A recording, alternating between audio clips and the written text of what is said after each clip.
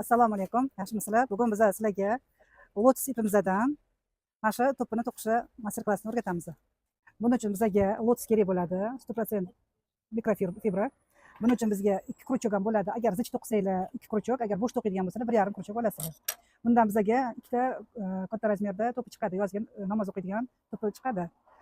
Bundan bizga yana oyoq kiyimlar, mokasinalar, har xil krossovkalar to'qsak bo'ladi bundan. Buning uchun biz hozir 5 ta воздушный petля olamiz. Birinchisiga соединить qilamiz, mahkamlaymiz.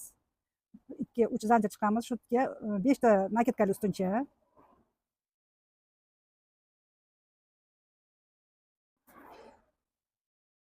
Zanjirimiz ham hisobga kiradi. Bitta воздушный petля, yana shu yerga 5 ta kiramiz.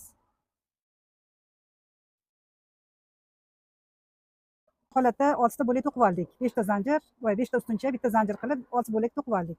Endi zanjirimizni yonida ustuncha bor, ustunchaning tepasiga соединительный qilib yopamiz.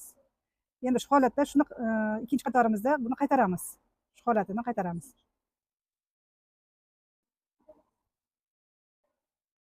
Zanjir olganimizda tagiga kirishga harakat qilamiz, chunki orasi ochilib qoladi bo'lmasa.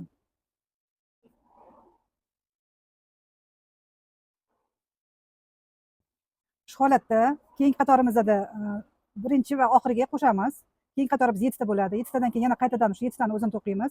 Keyingi qatorimiz 9 ta bo'ladi. 9 tadan keyin yana shuni qaytaramiz. Bizga kerakli razmerda to'qiymiz. Masalan, bizga 13 ta, 15 ta qatorgacha ko'paysak, shu bizga yetadi. Mana oxirgimiz to'qib bo'ldik. 16 15 tagacha ko'payib oldim. Meniki 16 sm chiqdi. Endi shuni соединить qilamiz. 3 ta zanjir tepaga olib, endi qisqarishni boshlaymiz. Qisqarganimizda yarim ustuncha qilamiz, ikkinchisidan ham yarim ustuncha qilamiz. Uchalasini bitta qilamiz. Ko'paygan qismimizda xuddi shu holatda qilamiz.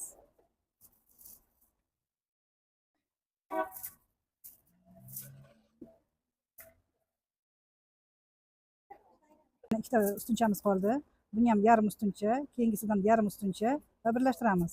Endi bitta zanjir olamiz. Naket olib, olgan zanjirimizni orasiga naketkali ustuncha qilamiz. Yana bitta zanjir olib, keyingi gulimizni qisqartiramiz yana.